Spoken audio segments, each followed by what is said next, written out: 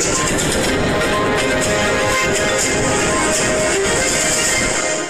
मेहंदी साहब आपको संबोधित करेंगे।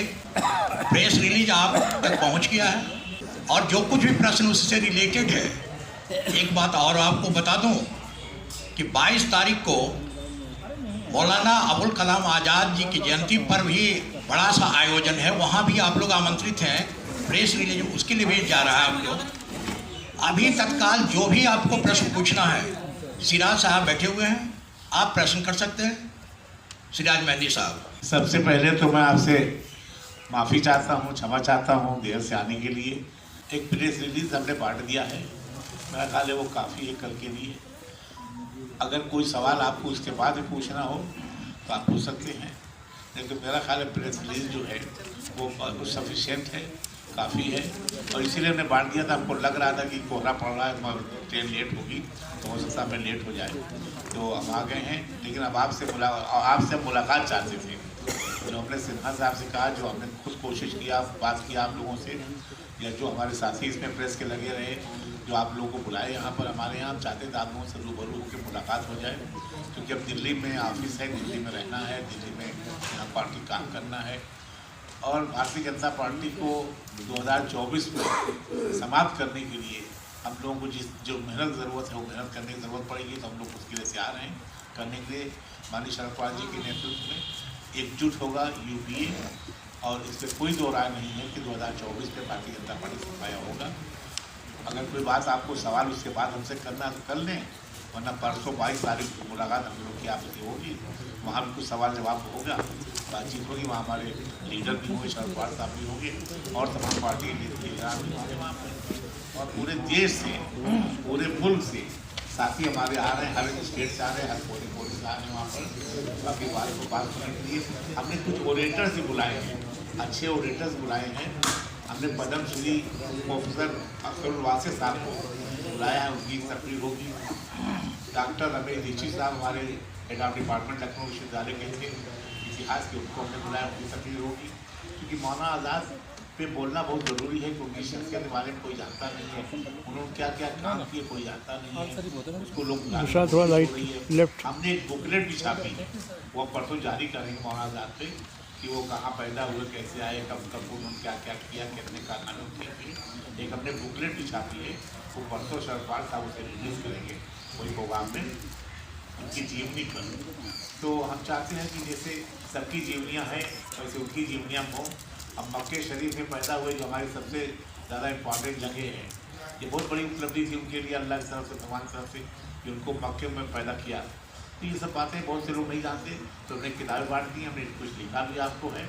हम लोग कोशिश करेंगे कि उनकी शिक्षा नीति को आगे बढ़ाएँ, और जो भगवाकरण भारतीय जनता पार्टी कोशिश कर रही है, इतिहास को मिटाने की कोशिश कर रही है, नए नए इतिहास को जोड़ने की कोशिश कर रही है, गलत प्रकार के इतिहास जोड़ने की कोशिश कर रही है, उसको कैसे रोका जाए, इसकी लड़ाई, उसकी जंग हम लोग लड़ेंगे। और हमें लगता है कि आवाम की मदद से, और चौथा स्तंभ है आपकी मदद से, हम लोग इसमें कामयाब होंगे।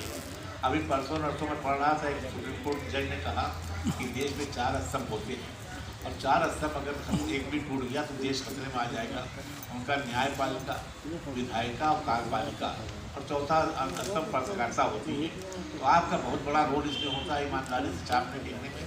चौथा स्तंभ आप में देश को बचाना है, तो आपको ईमानदारी से काम करना होगा, हम लोग साथ लिखना पड़ेगा, सच्ची बात लिखने की बात हो रही है, कि जो सच्ची बात है वो आप हमेशा लिखते रहे हैं, आपकी कलम मजबूत रही। हमें उम्मीद है कि आगे आपकी कलम मजबूत होगी और आप अच्छे ढंग से लिखेंगे, और उसको जनता समझेगी, जनता समझेगी, और भारतीय जनता पार्टी को खत्म करने की कोशिश होगी।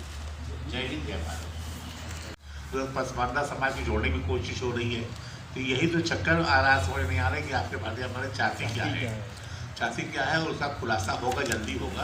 और देखिए तीसरी चीज़ का खुलासा भी इस लोकतंत्र में, हिंदुस्तान का हमारे संविधान ऐसा बनाया गया है कि यहाँ 5 साल बाद ही फैसला होता है, यहाँ आवाम फैसला करती है।